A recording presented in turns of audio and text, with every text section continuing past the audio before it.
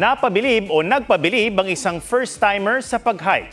Hindi biro kasi ang kanyang unang akyat. Sa Mount Apo lang naman na nakatakdang isara muna para maipahinga. G tayo dyan sa report ni Oscar Oida. Simula ngayong buwan hanggang Agosto, hindi mo na pwedeng akyatin ang Mount Apo. Sabi ng DNR, gaya ng mga nagdaang off-season taon-taon, kailangan munang magpahinga ng Mount Apo Natural Park para ma-rehab. Matiyak na wala ritong madidisgrasya at mapangalagaan ang likas na yaman.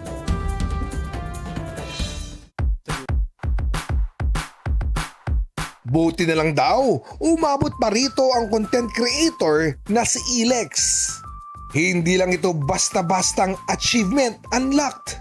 First time ko mag-hike tapos pinakamataas agad sa buong Pilipinas. Sa kanyang buwan naman ng pag-hike sa tanang buhay, ramdam agad ni Ilex sa paanan ng Mount Apo ang tindi ng paglalakbay.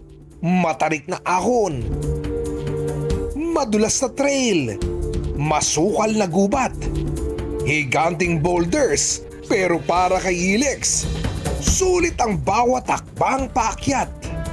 Mula sa Digos Peak, Mother Peak, hanggang Kidapawan Peak. Sinalubong siya ng mga tanawing anyay hindi mo aakalaing taglay ng Pilipinas. Walang katumbas ang pagkamangha ni Ilex sa mapanghamon at maywagang kariktan ng Mount Apo na maaaring balikan at kasabikan habang nakapahinga ito sa loob ng 3 buwan. Oscar Oida, GMA News.